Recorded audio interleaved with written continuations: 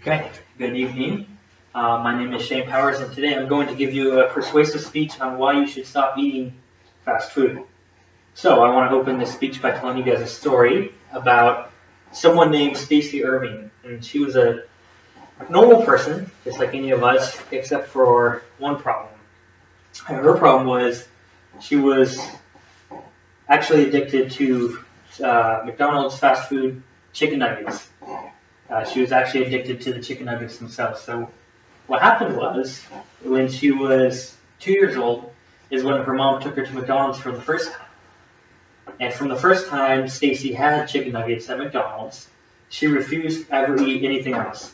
And so her mom, and you can decide if you think that was being a good mom or not, decided at that point she would just give in to her kid, and she let her kid eat nothing but McDonald's chicken nuggets, and that's all she ate from when she was 2 years old until when she was 18 years old.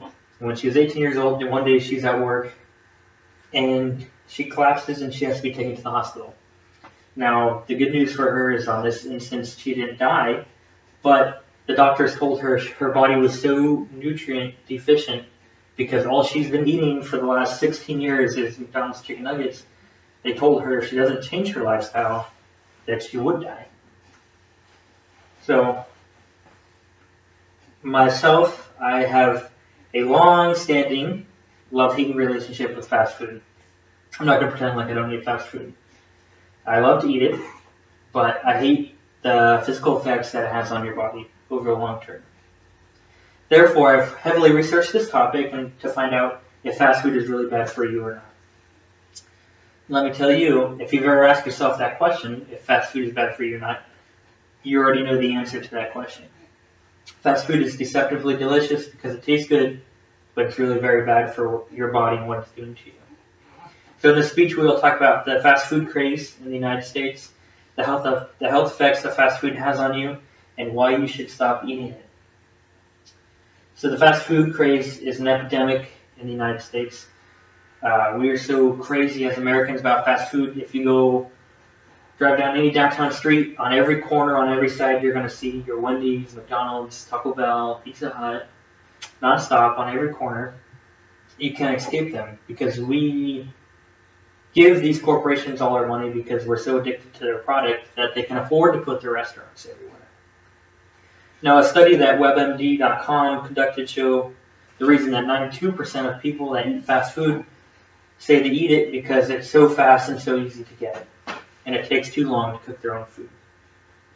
Now, also a large majority of people admitted that they eat fast food simply because they like the way it tastes.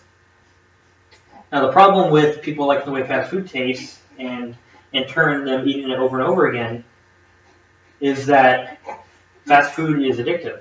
And why fast food is addictive is because it has sugar in it.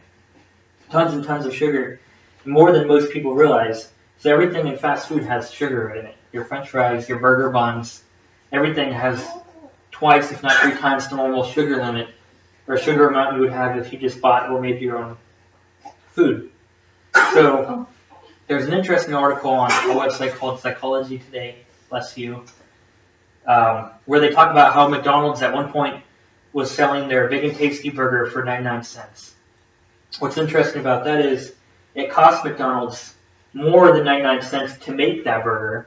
So when they sell for 99 cents, they're actually taking a net loss on that. But the reason they could do that was because they were so sure that when they sold that burger for 99 cents, that you as the consumer would buy a soda and french fries, because it's what we're used to when you buy a burger. You're addicted to the french fries and the soda as well. And the soda and the french fries, while they cost you dollars, $2 or $3 a piece, cost cents to produce. So they're actually making a tremendous amount of money off of that. And they know this is going to work because sugar acts on the brain the same way heroin does, believe it or not. So it affects the reward pathways in the brain. When you eat a bunch of sugar, it gives you the same effect as if you're doing drugs, which in turn causes you to crave fast food over and over again to get the same reward physiological effect within your body and your brain. So why should we stop eating fast food? Besides the fact that I just told you it's almost as addicting as heroin? Well, Again, fast food is laced with sugar and high calories, bad fats, and all sorts of nasty chemicals and preservatives which they put in this food so they can produce the food at the cheapest price to them and sell it at the highest amount possible to you. So they put a lot of preservatives in their food. All the chemicals they use, the fake dyes and stuff, the yellows to reds, have been shown to lead to different sorts of cancers of the kidney, the prostate, the stomach. And not only that, besides all the stuff, the unknowns we have in the fast food, which we don't really know what they're making this stuff out of, because I can guarantee you one thing, it's not 100% beef in your burgers. Eating these high-calorie foods and these high-sugary foods leads to all sorts of health problems, mainly heart disease, which is the #1 killer in the United States, in case you didn't know that. So as you can see, fast food is addictive.